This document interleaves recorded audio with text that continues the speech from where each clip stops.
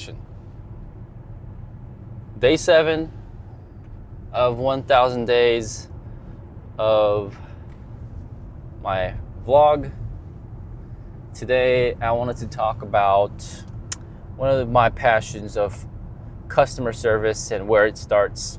And as a small business owner, over the last 3 years, I've grown my dental practice as a dentist in Southern California, about 3 times what I started with. And I attribute a lot of that to customer service.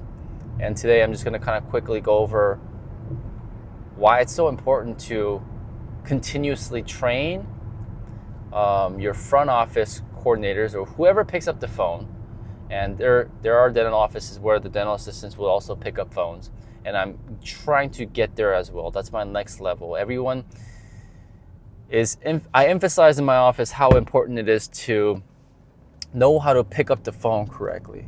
And I'm in process of training my team to talk to patients correctly and talk to patients respectfully, because no matter what kind of marketing, no matter how much I spend on marketing, I know that patients mostly still this day will call in. There will be, no matter, I have patients that make appointments through online booking, but usually will have to one day reach my office by calling and talking to one of my team members. And during that patient call, everything needs to be very respectful, kind, courteous, and efficient and effective.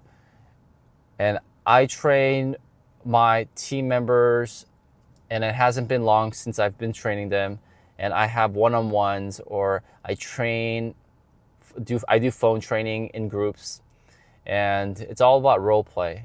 And in the beginning, it's really awkward, but with practice, with reps, you get better at training. And it's true.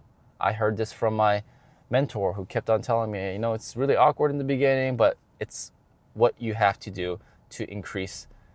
It's all sales training. And there's this thought that talking about sales is not it's not appropriate as a healthcare provider, but it's all bullshit, because this whole world is sales. This whole world is marketing. And I've talked about this in my previous video, how everything is marketing, everything is sales. We're always selling ourselves. Even when I'm doing a treatment plan presentation to my patients, I am selling myself. I'm selling the treatment that is necessary for the patient, for sure.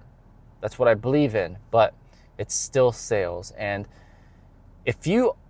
there's no other skill as important as sales, in my opinion. And no matter what kind of position you have, what kind of job you have, if you know how to sell to people, will know how to make money. And I attribute this to my experience doing sales, door-to-door sales. When I graduated college, I did sales for a tech DNA sequencing service company. And during that time, it thickened my skin, being able to knock on doors. I still hated it, but I think it kind of helped me out a lot. And that's one thing I would really push if you own any kind of small business. If you're a dentist, train, get yourself trained first, and then know how to educate your team on it. And every phone call in our office is recorded. I listen to those calls. I audit those calls. I sometimes listen to them a couple times a month and categorize some of the positive calls that my team had, some of the negative calls that need improvement. I talk to them about it and I let them listen to it. And that's why it's so important to have great core values. One of our core values is that we're always growing, we're always learning, and you need the type of people, type of employees type of team members who will not take things personally and understand that this is all part of growing in their own aspect. I truly believe that my team members, all my employees, are better off now than when they first came in. They've grown as professionally, grown as people, and hopefully they don't, because I know I will treat my team members better than any other offices or other companies. But when they leave, they should be able to find a better job, because they'll have more skill sets that they have grown over the years, over the months in my own office. So I truly, really passionately believe that. And in getting better at training, it's really hard.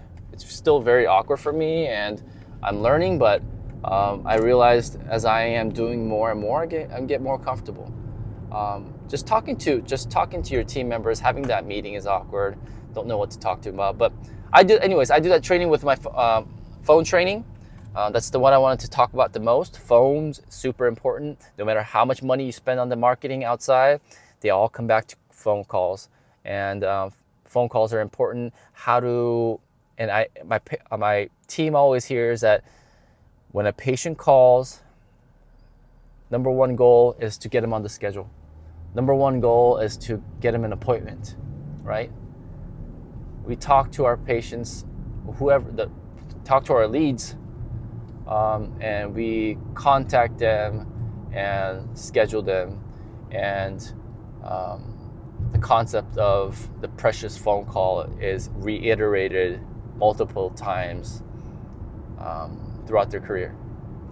I even have a protocol which is really hard to audit and hard to keep people accountable, but these days, especially because our phones are always by our side, but even for me, I don't typically pick up phone calls.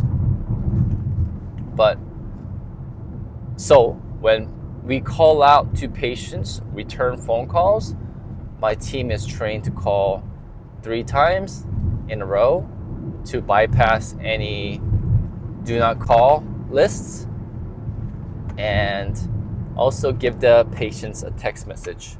I think that's really important. The text message is the most important part, because I would prefer, I am a millennial, and I prefer to communicate over text than phone call.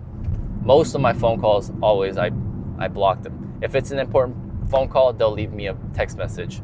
And even on my voicemail, I say, hey, if it's important, send me a text message. And I think that resonates mostly with our generation, who have had smartphones most of our lives, millennials and whatever's generations after me. Phone, text, emails are more important than phone. And so what I'm working on next is obtaining an email list. I think having an email list is super important.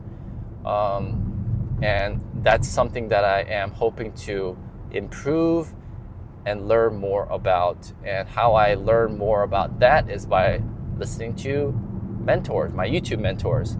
Alex Hormozi, Layla Hormozi are my main mentors. I love also listening to Chris Do, who is off of a YouTube channel called The Future. Although I've just recently heard that The Future, they're going to be making videos and making them disappear, which I think is a big mistake, because the reason why I listen to them all the time and I know them all the time is because they have great, valuable videos. And those are my role models, and I hope to one day have great videos like them and be able to articulate and educate my YouTube